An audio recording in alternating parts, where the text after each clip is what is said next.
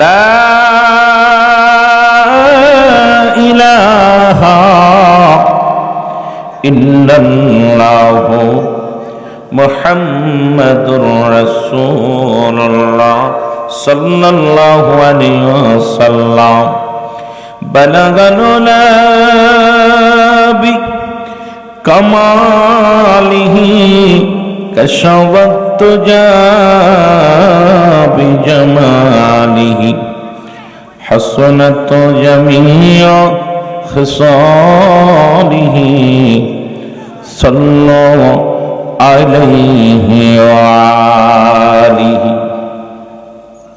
আলহামদুলিল্লাহ, আজকের এই কামাল মিয়ার মা বাবা ও কবরবাসীর রুহের মাগফিরাত কামনার্থে, আহা, যার পৃথিবীতে মা নাই বাবা নাই সেই জানে মা বাবার কষ্ট।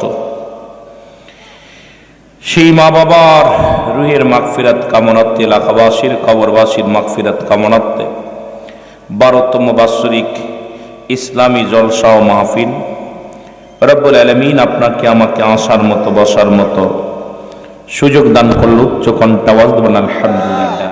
আজকের এই মাহফিল থেকে সালাম ও কদম মুছে জানাই কুল কায়নাতের নবী, নবীদের নবী, রাহমাতাল লিল আলামিনের পুত পবিত্র কদম মোবারকে সালাম ও কদম মুছে জানাই আমার দয়াল পীর দস্তগীর জামানার মহাকামিল আখিরি মুজাদ্দিদ বিশ্বলিখা জমা ফরিদপুরি কুদ্দুস সাহেবের পুত পবিত্র কদম মোবারকে সালাম জানাই আলহাজ কাজী মিয়া ভাইজান মুজাদ্দিদ সাহেব, আলহাজ কাজী মিয়া ভাইজান মুজাদ্দিদ সাহেব, খাজা বড় চাচা খাজা মিসলানের পুত পবিত্র কদম মোবারকে সালাম জানাই আজকের মাহফিলের সম্মানিত সভাপতি সাহেব, আজকের মাহফিলে যিনি সভাপতি আসন গ্রহণ করেছেন তাকে জানাই সালাম। সালাম জানাই আজকের মাহফিলের সম্মানিত বিশেষ অতিথি, প্রধান অতিথি, দিগার উলামা ইকরাম, খাস করে এখানে যারা হাজিরা আছেন জনাব হযরত মাওলানা সোহেল সামাদ সাহেব, আজকের মাহফিলের বিশেষ বক্তা, অত্যন্ত একজন মহব্বতের মানুষ, আপনাদের প্রিয় মানুষ, তরিকা জগতের অত্যন্ত একনিষ্ঠ ব্যক্তি, আপনাদের সুপরিচিত হাফেজ হযরত মাওলানা আরমান মোল্লা সাহেব। আরেকজন বক্তা বিশেষ হিসেবে আছেন জনাব হযরত মাওলানা গফফার আড়াই হাজারি, গফফার নেসারি আড়াই হাজারি সাহেব, অন্যান্য ওলামা ইকরাম, আমার সফর সঙ্গী জনাব হযরত মাওলানা মুফতি মেহেদী হাসান সিদ্দিকী সহ দিগর ওলামা ইকরাম, মসজিদের ইমাম সাহেব, মুসল্লিগণ, সামনের ভূষ্ঠ আশিকান জাকির আন্দোলন করেন মুসলমান ভাই বন্ধুগণ, পর্দারের মা বোনেরা, সকলকে জানাই সালাম, আসসালামু আলাইকুম ওয়া রাহমাতুল্লাহি ওয়া বারাকাতুহু। আপনারা সবাই ভালো আছেন? আলহামদুলিল্লাহ। রব্বুল আলামিন এখনো সময় সবাই নামাজ শেষ করে এখন কিছু খাবার খাবে। বাবা তোমরা কথা বলবা না, তোমরা আমার ছোট ভাই, কেউ আমার ছেলের মতো, তোমরা লক্ষ্মী, তোমরা ওয়াজ শিখবা, ওয়াজ শিখবা। আমি কি ওয়াজ করি এই ওয়াজগুলো শুনবা, আমার একটু পরে আবার আমার বলবা, বাড়ি যে বলবা এক হুজুর আইছিল, হুজুরে ওয়াজ করছে, এইটা এইটা করছে, বাড়ি যে তোমার আম্মারে শোনাইবা, আব্বারে শোনাইবা, ঠিক আছে? জোরে বলো ঠিক আছে? ভাই তুই মুখ ডাকছিস কা, মহিলা নাকি? কল মুখ কল। আর চুল অত বড় রাখছিস কেন?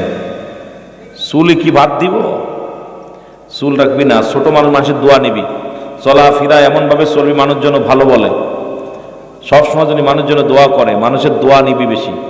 এখন কত মানুষ সড়ক দুর্ঘটনায় মারা যাচ্ছে, কত লেখাপড়া শিখে দুনিয়া থেকে বিদায় হয়েছে, কোনো ভাব চলবে না কবরে, চুল নিয়ে কবরে, হাত নিয়ে কবরে, সব শেষ।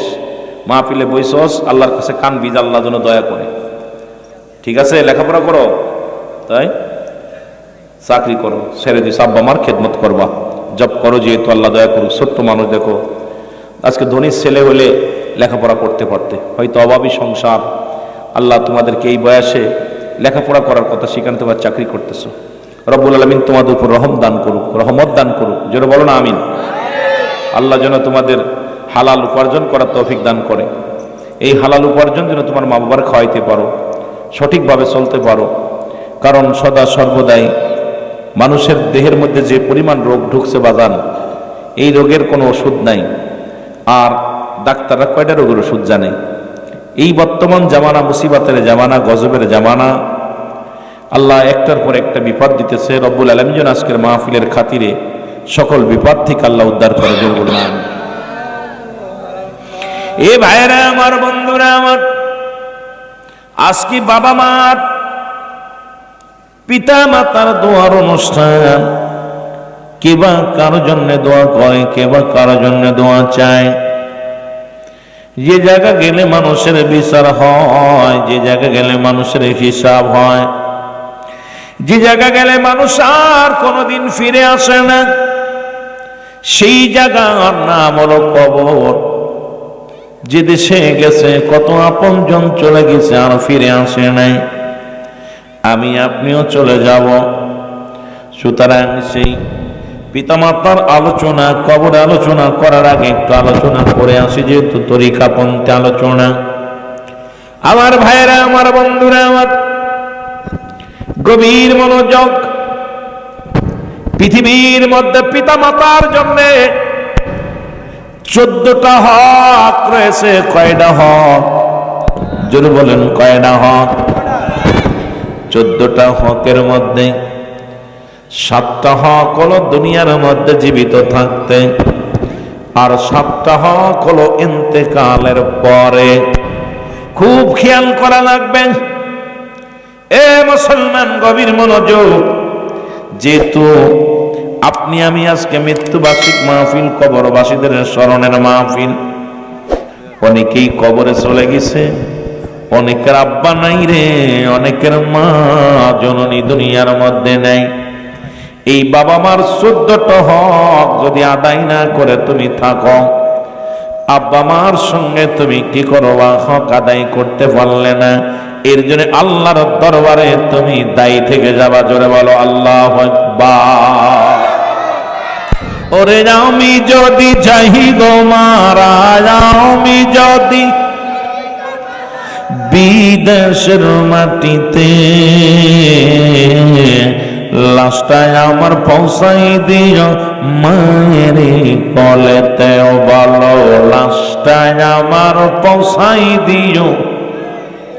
আরো জোরে জোরে বলেন, লাশটায় আমার পৌঁছাই দিও মায়ের কলেতে। আমরা আস্তে আস্তে আলোচনায় যাই, মহব্বতে বলো।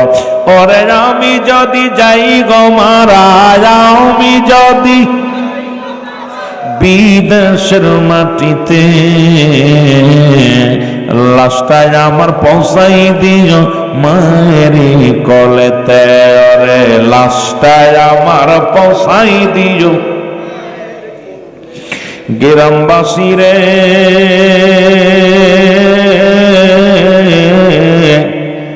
বলে যায় তোমাদের, ও মহল্লাবাসী রে, দাবি জানাই মরে।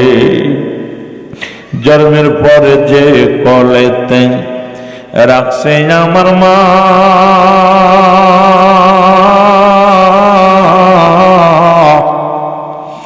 সেই মারে না দেখাইয়া আমার দাফন দিও না, আমার দাফন দিও না।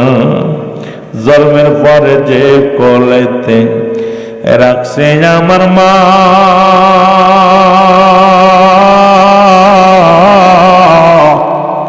সেই মারে না দেখাইয়া আমার কাফন দিও না। আমার মায়ের মুক্তি দেখলে পারে, মায়ের মুক্তি দেখলে পারে শান্তি পাব কবরে। লাশটায় আমার পৌঁছাই দিও মায়ের কলেতে। যারা মা বাবা হারাইছো জোরে বলো, লাশটায় আমার পৌঁছাই দিও। ওরে আমি যদি যাই গো মারা, আমি যদি বিদেশের মাটিতে, লাশটায় আমার পৌঁছাই দিও মায়ের। মহল্লাবাসী রে,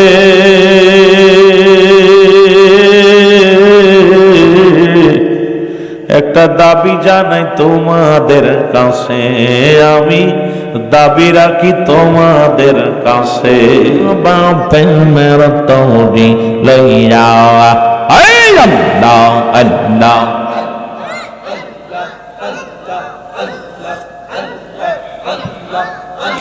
আমার মুর্শিদ চানা সেইলে গো আমার দয়াল চানা সেইলে গো হৃদয় সিংহাসনে বসাবো আল্লাহ আল্লাহ আমার দয়াল চানা সেইলে গো আমার খাজা বাবায়া সেইলে গো হৃদয় সিংহাসনে বসাবো আল্লাহ আল্লাহ আরে আসিলে মোর দয়াল মুর্শিদ আসিলে মোর দয়াল মুর্শিদ হৃদয়ে বসাবো দাই সিংহাসনে বসাবো আল্লাহ আল্লাহ আমার দয়াল চানা সেইলে গো আমার দয়াল পীরা সেইলে গো হৃদয় সিংহাসনে বসাবো আল্লাহ আল্লাহ আল্লাহ আল্লাহ